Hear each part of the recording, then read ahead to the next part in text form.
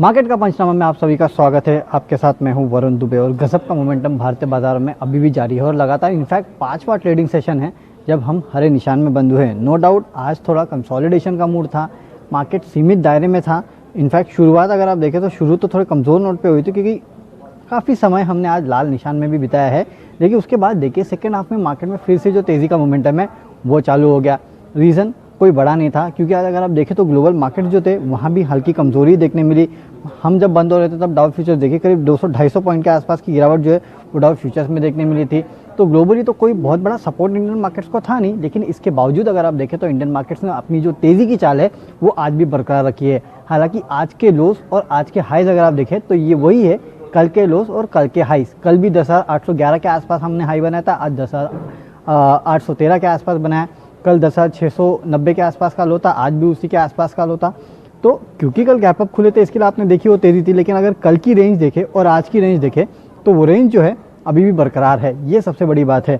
तो कहीं ना कहीं मार्केट शायद डिसाइड नहीं कर पा रहा है क्योंकि हो ये रहा है कि जैसे ही मार्केट गिरता है तो जिन लोगों को लेफ्ट आउट फीलिंग आ गई है कि भैया हमने जो मार्केट में तेज़ी आई उसमें शायद हम पार्टिसिपेट नहीं कर पाए, वो आ जाते हैं खरीदने के लिए। तो उसके बाद आप देखते हैं कि फिर से मार्केट में वो जो मोमेंटम है वो वापस लौटते हुए दिखाई देता है। तो इसी तरह का ट्रेंड जो है पिछले कुछ दिनों से इनफैक्ट मार्केट में देखने मिल रहा है कि जब जब मार्केट में गिरावट आती है ना तो जो लेफ्ट आउट फीलिंग है वो लोगों में आ जाती है और कहीं ना कहीं फिर मार्केट से वो लोग पार्टिसिपेट करते हैं और मार्केट में फिर से तेज़ी आपको देखने मिल जाती है। तो कहीं ना कहीं एक तो लिक्विडिटी ड्रिवन जो हम इतने समय से कह रहे हैं कि फंडामेंटली कोई खास बदलाव हुआ नहीं है। हाँ, हालांकि जो Q1 अपडेट्स आ रहे हैं कंपनीज़ के वो थोड़े ठीक ठाक है, इसके लिए आप शायद कह सकते हैं कि हाँ भाई हालात उतनी ख़राब भी नहीं है, लेकिन हाँ फंडामेंटली कोई बहुत बड़ी चीज़ ऐसी हुई नहीं है कि जिसकी वजह से मार्केट में इस तरह की रैली देखने मिले। लेकिन ठीक है, मार्केट में तेज़ी चल रही है, इससे अच्छा क्या होगा। तो ये तेज़ी चल रही है और तेज़ी बरकरार रहे, ये सबसे अच्छी बात होगी। हालांकि देखिए परसों वीकली एक्सपायरी और इसके पहले हमने ज़्यादातर देखा है कि वीकली एक्सपायरी के पहले मार्केट में तेज़ी देखने मिलती है। तो उम्मीद करते हैं कि कल भी तेज़ी जो है वो जारी रहेगी और छठवां दिन होगा जब मार्केट में रैली देखने मिलेगी। हालांकि क्योंकि डाउ फ्यूचर्स आज 250 पॉइंट की गिरावट दिखा रहा है और यहाँ से डाउ फ्यूचर्स और गिरता है और अगर डाउ जोन्स में इसका इम्पैक्ट आता है तो शायद ये दिक्कत की बात हो सकती है। क्योंकि मैं कुछ ब्रोकरेज रिपोर्ट भी पढ़ रहा था, वो कह रहे थे कि शायद कंट्रीज़ आर जिनके पास लिक्विडिटी, शायद लिक्विडिटी के ज़्यादा ऑप्शंस ख़त्म हो रहे हैं, they are running out of liquidity. ऐसी भी रिपोर्ट है, हालांकि देखेंगे जब वो होगा तब की बात है। लेकिन फिलहाल तो लिक्विडिटी जो है वो इंडियन मार्केट्स को तो एटलीस्ट ड्राइव कर रही है और ये एक अच्छी बात है।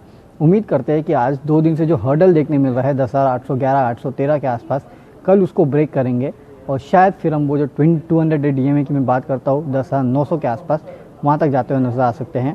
और उम्मीद करते हैं कि इसी सीरीज़ में 11,000 का लक्ष्य जो है वो हम देख सकते हैं मार्केट में। Let's hope for the best. चलिए सवाल जवाब का सिलसिला।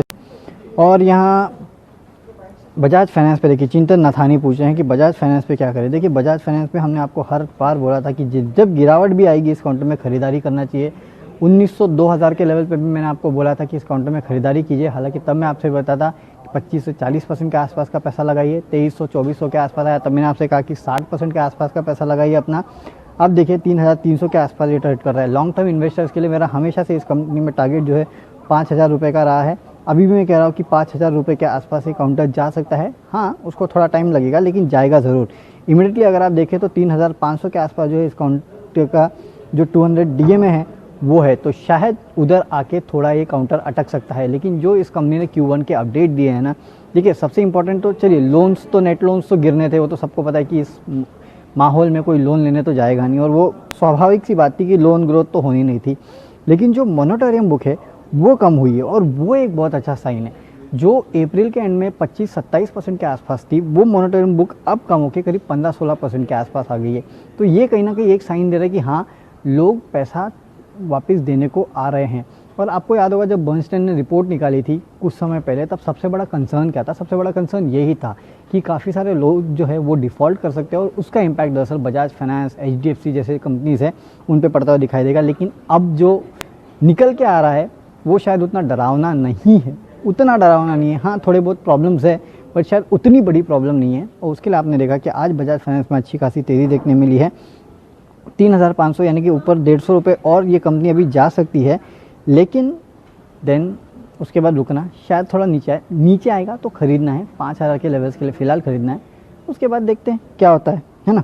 अच्छा, संतोष गौड़ आरती इंडस्ट्रीज़ पे पूछ रहे हैं कि आरती इंडस्ट्रीज़ में क्या करना चाहिए। देखिए आरती इंडस्ट्रीज़ इन्होंने लिया है, कहाँ गया, 980 पे 100 शेयर, और फिलहाल ये काउंटर ट्रेड कर रहा है करीब 930 के आसपास। मेरे ख्याल से देखिए आरती इंडस्ट्रीज़ काफ़ी बेहतरीन मोमेंटम में था पिछले कुछ दिनों में। मुझे याद है ये काउंटर 1000 के ऊपर भी गया था शायद, लेकिन उसके बाद इस काउंटर में लगातार गिरावट का सिलसिला जो है वो देखने मिला है। काउंटर अच्छा है, हालांकि 930 के आसपास ये काउंटर फिलहाल ट्रेड कर रहा है। मेरे ख्याल से आप ले सकते हैं, लेकिन शायद ये काउंटर जो है 940 950 के आसपास अटक सकता है, ऐसे चांसेस है।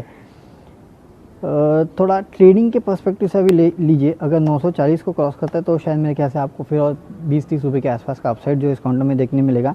नहीं तो अगर आप देखें तो ये काउंटर का ट्रेंड जो है पिछले कुछ दिनों से थोड़ा नीचे था, उसके बाद स्टेबलाइज हुआ, उसके बाद अब वो रेंज में चल रहा है। सबसे बड़ी बात तो वो है। तो एक बार अगर वो पहले तो 940 क्रॉस करे तो कुछ होगा, उसके बाद शायद आपको 1000 के आसपास के लेवल फिर से देखने मिल सकते हैं। लेकिन हाँ, काउंटर अच्छा है, कोई बड़ा मेजर प्रॉब्लम नहीं है। 980 पे अगर आपने लिया है तो मेरे ख्याल से आपका रेट जो है शायद थोड़ा टाइम लगे, क्योंकि कंसोलिडेट कर रहा है काउंटर, तो मेरे ख्याल से। लेकिन कंसोलिडेशन के बाद आपको शायद फिर से एक बार इस काउंटर में वो लेवल देखने मिलेंगे। थोड़ा वेट कीजिए, शायद आपको बेटर प्राइस मिल सकता है। श्रीकांत दास भारत डायनेमिक्स 36 पे इन्होंने लिया है। देखिए काउंटर तो आपने बहुत अच्छा चूज़ किया है, और आपने कब लिया है मुझे ये तो पता नहीं, क्योंकि अब ये काउंटर 400 के आसपास ट्रेड कर रहा है, ऐसा ही कुछ है। ओके, 420 के आसपास ये काउंटर जो है वो ट्रेड कर रहा है। देखिए लगातार तेज़ी के बाद ये काउंटर अब थोड़ा नरम हुआ है। 436 अगर आप बोलो तो मेरे ख्याल से आईपीओ के आसपास का प्राइस है मेरे ख्याल से, जहाँ तक मुझे याद है। हालांकि 420 के आसपास ये काउंटर ट्रेड कर रहा है। देखिए ऐसी स्टोरीज़ है ना, मैंने देखा है कि ऐसी जो डेवलपिंग स्टोरीज़ होती है खासकर डिफेंस को लेके, मैंने आपसे कल भी कहा था कि अब अगर टेंशन्स डी एस्केलेट होते हैं इंडिया चाइना के बीच में, तो हो सकता है उसके बाद आपको थोड़ा ये काउंटर जो है, जितने भी डिफेंस काउंटर है क्योंकि काफ़ी चल चुके हैं, तो हो सकता है कि ये काउंटर आपको थोड़ा कूल ऑफ होते नजर आए। तो वही कूलिंग ऑफ जो है अभी इन काउंटर्स में देखने मिल रही है। लेकिन ये डिफेंस में जो इंडिया का स्टैंड है, या फिर डिफेंस में जिस तरह के उतार चढ़ाव हो रहे हैं, ये वन डे स्टोरी नहीं है। ये स्टोरी लंबी चलने वाली है, भले वो HAL हो, भले वो भारत डायनामिक्स हो, ये स्टोरीज लंबी चलेगी। मेरे ख्याल से नो डाउट ये स्टॉक्स कूल ऑफ होंगे थोड़ा, लेकिन आपको मेरे ख्याल से इन काउंटर्स में बेचना नहीं है। कूल ऑफ होते तो भी बने रहिए, लेट्स सी। मेरे ख्याल से आपका रेट आएगा, है ना, तो वेट एंड वॉच, होल्ड की राय होगी फिलहाल, इतना जल्दी मत करना बेचने की, होल्ड कीजिएगा, देखते क्या होता है आगे। ओके, वेदांता पे सवाल आ रहा है, सौरभ सेठी पूछे वेदांता 200 शेयर 210 पे।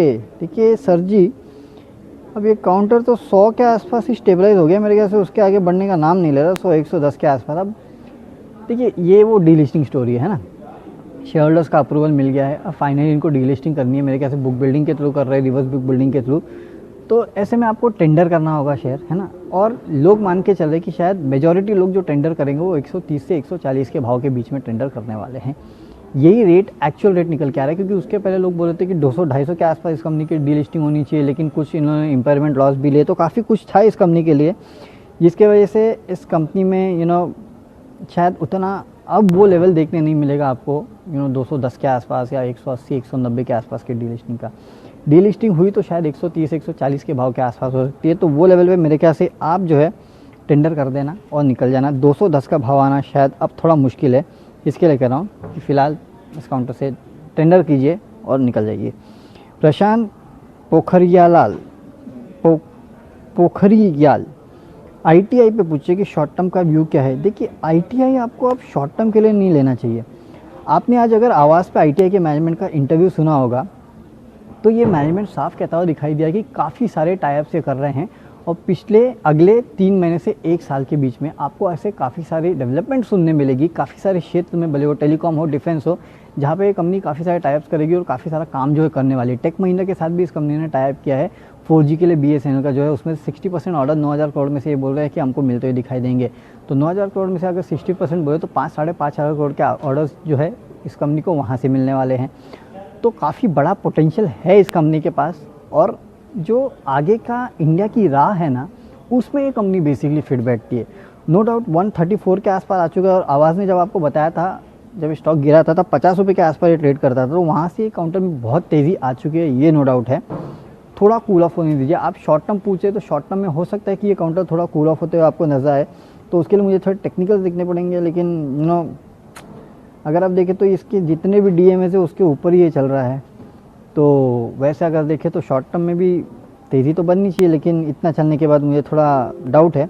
इसके कह रहा हूँ कि शॉर्ट टर्म के अगर लेना है तो मेरे ख्याल से फ़िलहाल एंट्री मत कीजिएगा। लॉन्ग टर्म के लिए अगर आप इस काउंटर को लेना चाहते हैं ना, तो बिल्कुल एंट्री कीजिएगा। ये काउंटर बहुत अच्छा है और इस कंपनी में आपके पैसे ज़रूर बनेंगे, ये याद रखना।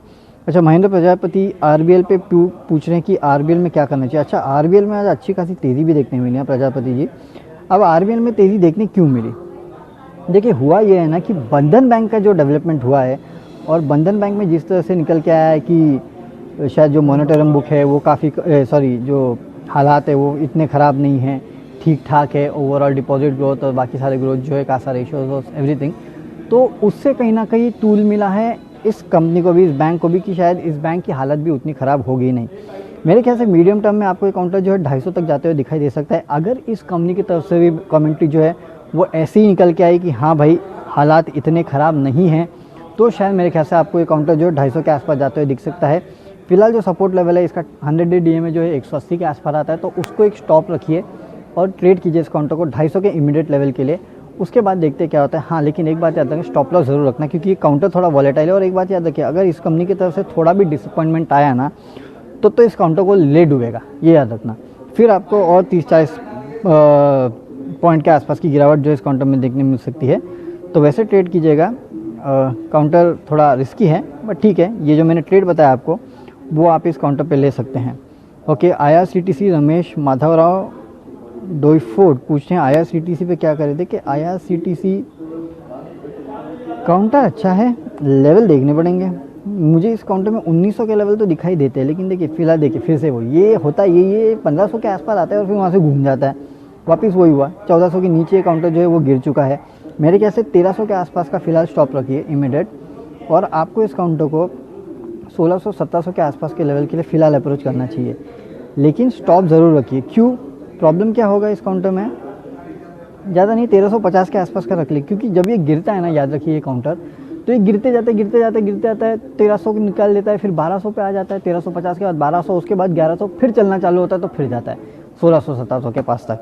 तो इस तरह का ट्रेड आपको इस काउंटर में लेना चाहिए। तो क्या है ना, आपके पैसे भी बचे रहेंगे। इसके लिए कह रहा हूँ कि फिलहाल 1350 के आसपास का स्टॉप रखिए, 1300 नहीं, 1350 के आसपास का इमीडिएट स्टॉप रखिए और ट्रेड कीजिएगा 1600 के लेवल के लिए। लेकिन अगर वहाँ से भी गिर जाता है तो फिर मेरे ख्याल से अगला लेवल जिसको आपको वॉच करना है वो 1200 के आसपास का लेवल है। अगर तब वहाँ आएगा तो वहाँ वॉच कीजिएगा, और वहाँ से भी गिरता है तो फिर 1100 और फिर 1000 रुपये का लेवल देखने मिल सकता है। लेकिन मुझे लगता है फंडामेंटली ये काउंटर भी अच्छा है, पैसे बना के देगा ये काउंटर भी। देखिए, मीडियम टू लॉन्ग टर्म में, तो उस तरह से अगर आप लेना चाहते हैं मीडियम टू लॉन्ग टर्म के लिहाज से, तो आप इस काउंटर को ज़रूर रख सकते हैं। चलिए, अब इसी नोट पे विदा लेते हैं। जो बच्चे कुछ आपके सवाल है उनका कोशिश करेंगे कल इसी समय लेंगे आपके जो बच्चे कुछ सवाल है, और इंडियन मार्केट्स को कैसे ट्रेड करना है। आज तो डाउ फ्यूचर्स 250 पॉइंट गिरा था, लेकिन हम हमारे निशान में बंद हुए। लेकिन क्या कल हम इसी को फॉलो करेंगे? अगर आज डाउ जोन्स गिर जाता है तो कल क्या होगा? इन सब सवालों का जवाब जो है सुबह 7 बजे जब आप हमारे साथ जुड़ेंगे तब आपको देंगे, और ये भी बताएंगे कि कौन से इंपॉर्टेंट टेक्निकल लेवल्स है जिसको आपको नज़र में रखना है, कैसे आपको ट्रेड करना है। चलिए, इसी नोट पे विदा लेते हैं। On that note, see you, bye bye.